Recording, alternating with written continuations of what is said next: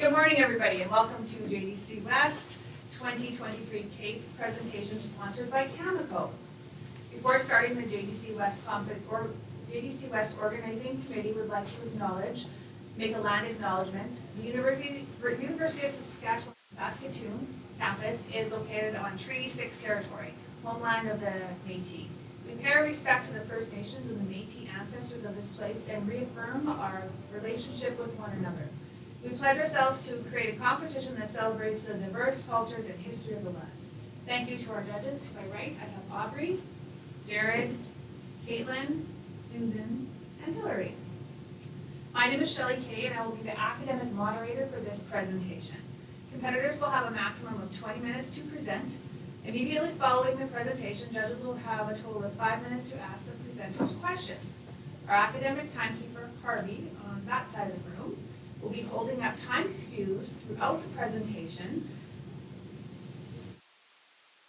period. Judges will indicate their intent to ask a question by raising their hand. I, the presentation monitor, will call on them to ask their question.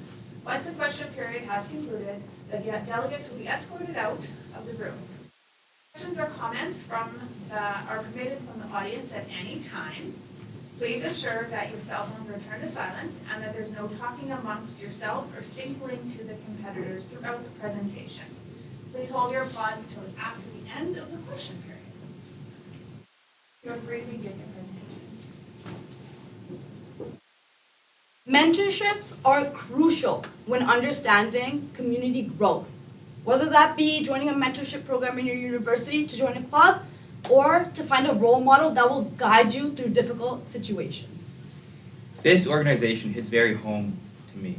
A close family member of mine was once a troubled youth and in substance abuse area and problems. But through an auto body shop mentorship, he actually was able to start a transitionary period of his life and come through that. It wasn't quite as impactful as yours is. You truly connect with these individuals, where this one was just a job. But a similar organization to this has had true impact in a family member of my life and in many other lives of individuals. I'm Owen, this is Brooklyn, and I'm here with Somya, and we are NJO Consulting. So the primary problem that we're focusing on today is to build awareness in the new market Ontario region for your organization, the shop. The secondary problem we're also going to be tackling is establishing sustainable revenue growth for the future so that your organization is able to continue this valuable service for years to come.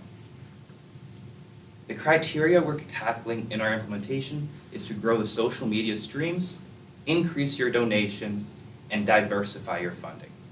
Our solution includes a marketing plan, a brand new event for your organization, and creating sponsorship packages and programs to bring in corporate sponsors and diversify your revenue stream. The overall impact will be $25,000 in the safety net created, something that currently is not accessible to your organization, and a 2,000% increase in the online presence. Now, going through our different analysis tools, the first one we'll begin with is a situational analysis. Taking a look at where you are, what you kind of need to progress, and where you should be. Looking at your strengths, you have an amazing website URL. As soon as you type in donate cars, your link shows up right away. Another great one is to have those deep connections made with the youth that you're currently mentoring with. They want to come back, they want to give back to the community, and that's because of your organization. Another great strength is that you've been in this not-for-profit for 20 years. You've established yourself and you're able to expand locally as well. Some weaknesses is your overall online presence, whether that be on social media platforms, just to reach a different demographic, as well as your limited resources. As of right now, you have 2 main employees, and that is just not enough to get by. As well as the reliance on car sales. As we'll further go into our analysis tools, you'll see why that's such a great problem. Your overall opportunities is to expand your online reach, engage with the sponsors, your current and potential sponsors as well, and overall expansion so you can impact the right amount of youth to helping your organization. Key takeaway is to develop a strong digital presence. Now going through a financial analysis, 78% of your total revenue is from used cars. And this is a very volatile market. Sometimes it's really good and your sales are great, just like in the COVID-19 pandemic, But now, as we are slowly turning away from that, the used car industry is slowing down, and that is reducing your overall sales. As well as you have an expected loss in 2023 and 2024 of $24,000. That's a lot, and you really need to allocate this money into your resources. As well as there is no surplus left after 2024, getting into a deficit of $3,000. The key takeaway, you need reliable and sustainable funding streams. So there's a lot of important people in your organization, and so I'm going to take you through a stakeholder analysis which looks at all these important people, and then we'll show you kind of who we want to move and who we want to focus your efforts on. So the stakeholder analysis looks at the interest that each of these groups has within your organization, as well as the amount of power they have to affect change in the organization. So starting at the top, of course, most important is the vulnerable youth that you're serving. They have a lot of interest in what your organization is doing as they directly benefit, but not a lot of power to create that change, though some, as they're the people who are working on the cars that you're selling. Next is the partners that you have. So these are people who are donating, providing in-kind donations, and otherwise supporting your organization. They do have more power, not a lot of interest though. The next one is referral agencies. So this is where people who you serve are coming from. So these are groups that are working with youth who eventually come to your organization. Again, a medium amount of power, a medium amount of interest. Vehicle buyers are the people who are buying your final product, who are generating a lot of your revenue. And then finally, the group that we want to focus on is vehicle donors. So if we take a look at your website, right now you have 2 cars listed for sale, and both of them are sold. And so what that tells us is that you don't have enough supply to be able to continue to generate revenue. So this is a really important group that we want to focus on to be able to increase your supply and further generate more revenue down the line.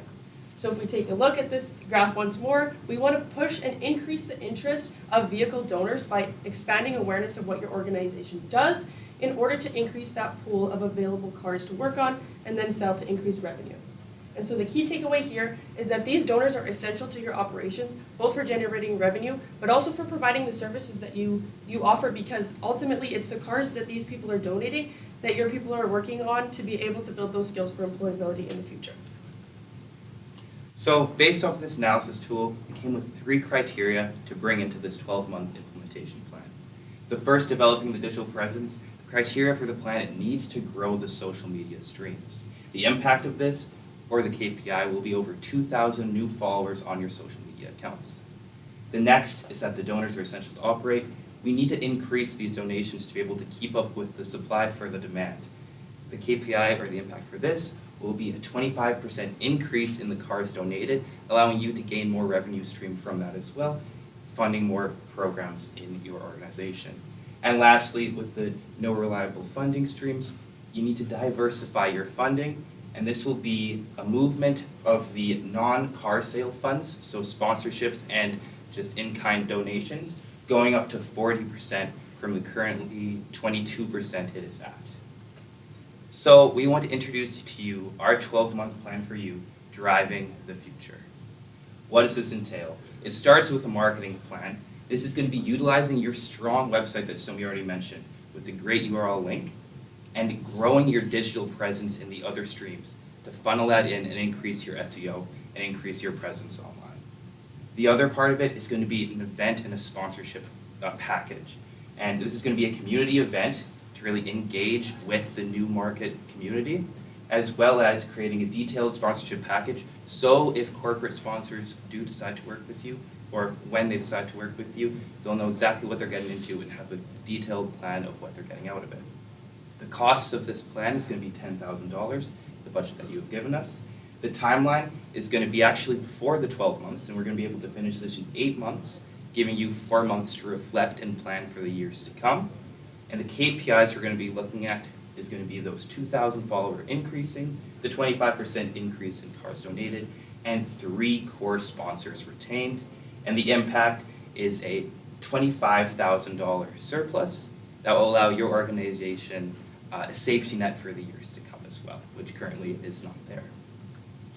So starting with the marketing plan, we're looking at the main persona for the vehicles donated, and that is that middle-aged demographic, the 45 to 65-year-olds. They value community, doing good in the community, and convenience. Your organization offers this convenience by picking up their vehicles from their house on the tow trucks, something that no other used car dealership does. Most people offer it where you have to drive the vehicle there and donate it, but you go directly to them, which is a huge value to them if they just knew it was out there. And where do you find them? Primarily with our research, the best areas to find them are Facebook and Instagram, currently two streams that you are utilizing, but also a new one of Twitter, which has seen increased use in that middle-aged demographic, and is currently one that your organization isn't on, which we think is a great opportunity to enter into. So what's this going to look like?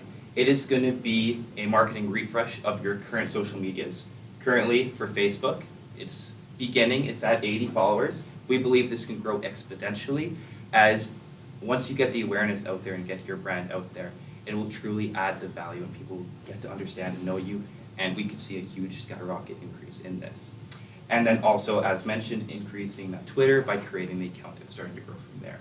On top of this as well, we want to implement a CRM to take the customers that you currently have with your organization and have a database of them to give call to actions and to include in your marketing efforts in the years to come, as they're already very interested in you, they just didn't know what you're doing. So how are we going to do this? The main way to increase your social media is through weekly posts.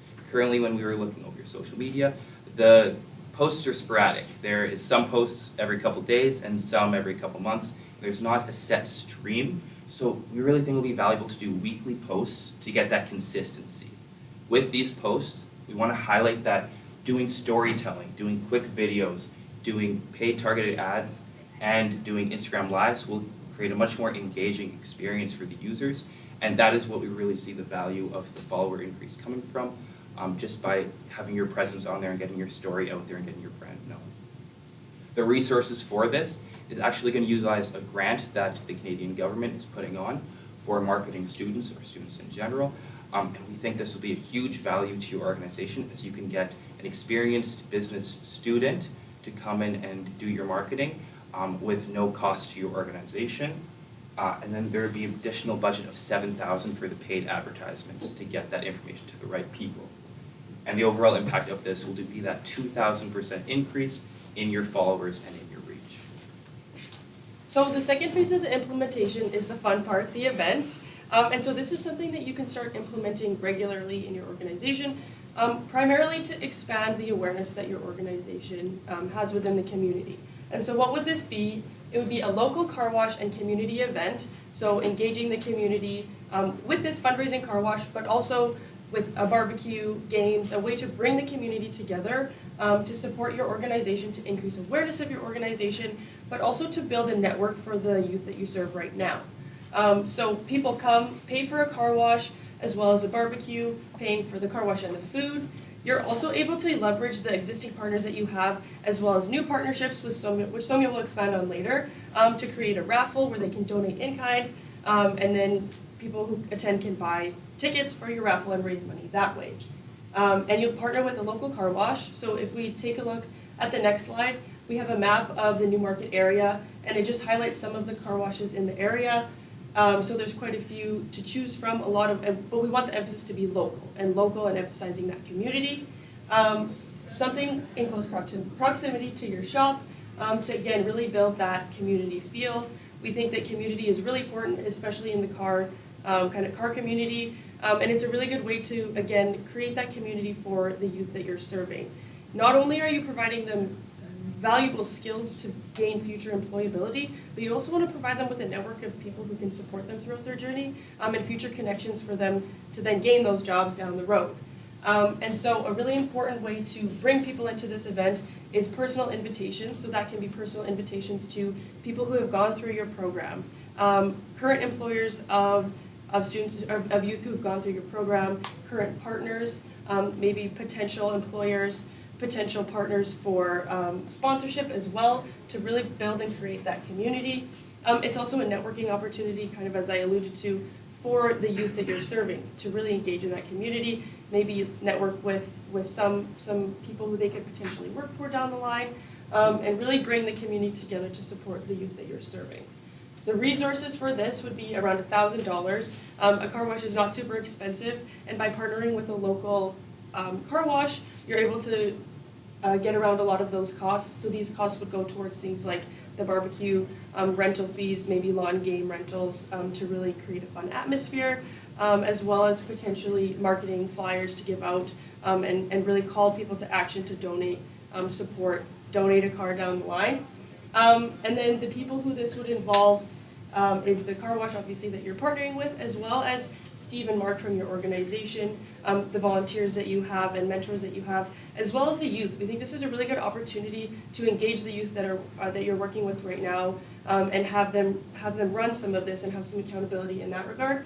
And the major impact that this is going to have is community awareness as well as donations, but the emphasis on the community awareness, because that's really what you need to build in order to increase the pool of people who are donating cars to your organization. Now, not as fun as Brooklyn, but of course, a great source of revenue is the sponsorship packages. So what exactly is the sponsorship packages? So we have an overall outline and a structure, which would be developing 3-tiered sponsorship packages. And how we would be doing that is we'll be taking some of your core values, which is our monetary incentives, mentorships, and your in-kind programs that you have. We'll be also looking for small to medium enterprises in the community overall that will be able to give back to the community and really hone in on those ideas of community and helping the youth. Our overall resources that we'll be using is having that marketing intern be more so a part of it, reaching out to all these different sponsors, as well as building those relationships, not only for the short-term events, but for that long-term sustainable source of revenue. The overall impact is that the non-car sales funds will increase by 40%, and you'll have approximately 3 to 5 sponsors that will be a part of it. So whether that be pairing up with other automobile shops, or again, like those car washes that we previously mentioned. The whole point of the sponsorship package is not only just for getting in those funds, but it's also to have the overall awareness. Your non-for-profit is great, especially when understanding with the youth. So it is really crucial to be having that overall community and overall helping out the youth and providing them with the employment that they so heartily deserve. Now, to look at the overall financials that we'll be going into, for marketing and the event, it'll come down to the budget of that $10,000 that was previously given, as well as the new car sales expected would be approximately $260,000. And the year-end surplus would be that $24,000. This is to ensure that longevity of your organization and to help the most amount of youth that you possibly can. Okay, so for a general timeline, it might look a little bit complex at the start, but I'll walk you through all of it. It starts right off the bat by hiring that intern. The grant is open right now, and we believe a 1-month turnaround is achievable and attainable for your organization to do, just to get that intern right in, hands-on, and start to work. Once that intern comes on board, it'll start by working with the sponsorship package. We want to develop this before really diving into the marketing, so that when you get those leads and when you get those sponsors coming from these marketing efforts, you'll be able to capture them, you'll be able to have resources for them, and you won't lose a potentially company, organization changing sponsor by not having the right resources to give them. The marketing posts will then begin in month 3 and carry on to month 12. It will start by doing those Instagram reels and the storytelling stories we're talking about.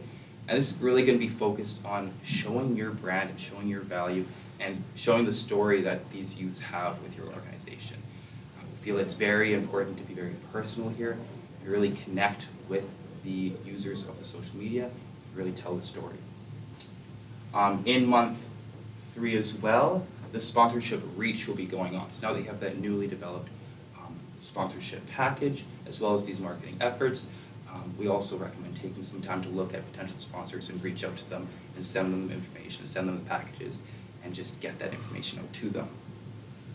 In months 4 to 5, that's when we'll begin ramping up the efforts for the car wash community event. We planned 2 months just to lock in the sponsor and make sure all the agreement is set up, just so there's not any last minute scrabbling, and you could really have it locked in to begin marketing this event for the community. And then in month 6, that's when we highlight the car wash event, and that's when this will come through and be able to have that grand community engagement, as well as have some natural marketing come from that. There's 2 key milestones you want to target here. The first is in month 9, hitting that 1,000 social media followers.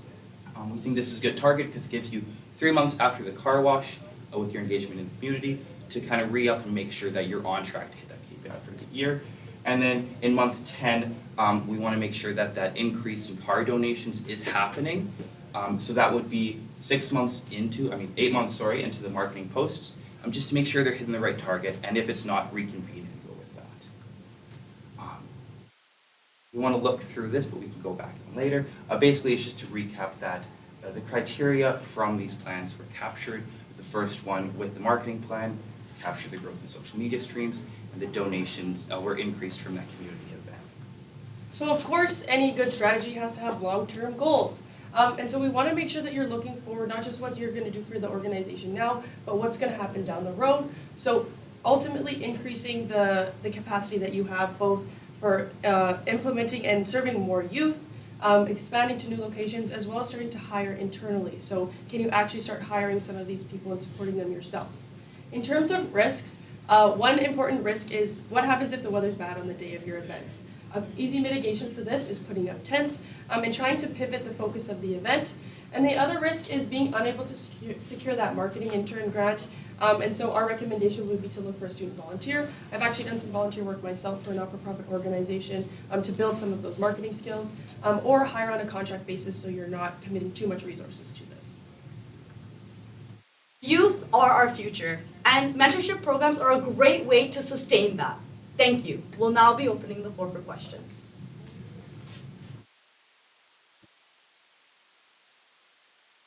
Well, I had a question, but you answered at the end, so I'll go to my other question, my main question.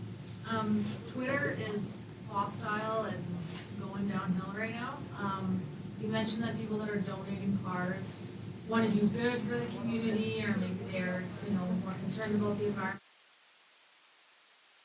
Not demographic. So how are you demographic of people if they're either leaving Twitter or maybe not on Twitter? Yeah, so with Twitter, it was kind of just to capture those stragglers who don't want to use Facebook and Instagram. Facebook and Instagram will be the primary ones, but we just felt that there's still a core community of people who still want to do good on Twitter. There is some bad areas and bad apples, but the reshareability and the retweetability of Twitter can give your brand a lot of reach. And we felt that it was still good to just include, just to make sure that your brand can really get out there and the awareness can increase.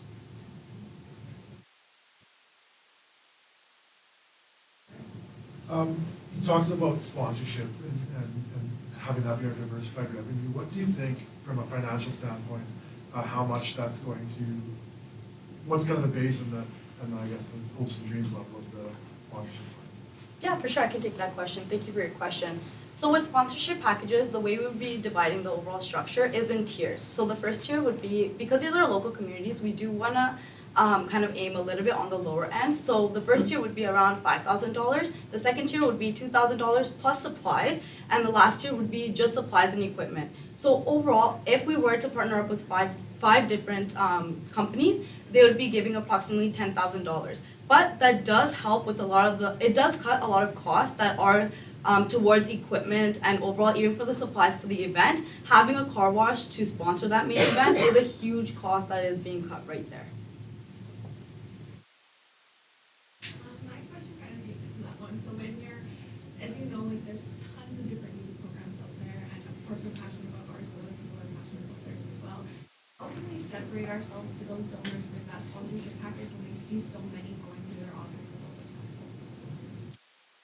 So I think, and we should have maybe emphasized it more, connecting the car wash to as a fundraiser for your organization, we hope really communicates the why and what you're actually supporting. And you did mention there's a lot of other organizations out there supporting youth, but yours is giving them skills to be employed in the future. And so by bringing in sponsors who have an interest in those skills that you're developing, as well as just the car community in general, bringing those people together, we feel that would be incentive for those donors to be invested in what you're doing.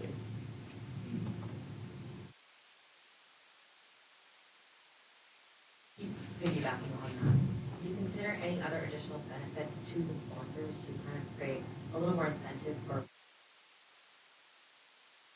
One of the ones we did also consider was kind of giving the sponsors ability to have mentorship opportunities and kind of allowing the students or the youth in your program to feed into those sponsorship companies. So if a car shop, for example, was a sponsor and they had someone come in and giving that, they could give that youth also an opportunity to work there, and they can get a worker and a potential career-long worker in the future.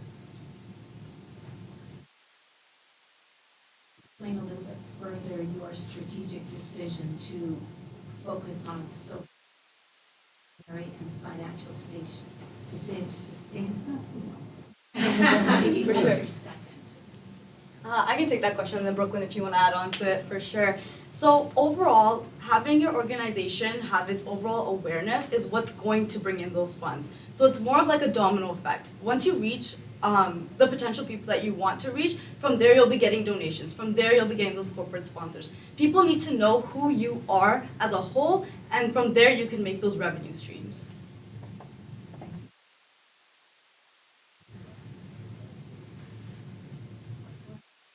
At the beginning, you mentioned a $25,000 safety net that you were looking for our organization to start implementing, but you didn't really expand on it much more. Do you have like some information you could provide, or why we wouldn't use those funds right away instead to go? Yeah, so basically over COVID, you had the safety net developed, but it was eaten away. And if something comes down where revenue is at risk and you're not able to meet the demands, you don't want anything to happen to jeopardize the life of those youth. At the end of the day, the youth are the most important. You want to make sure that this program stays, you can continue influence in their lives for the years to come.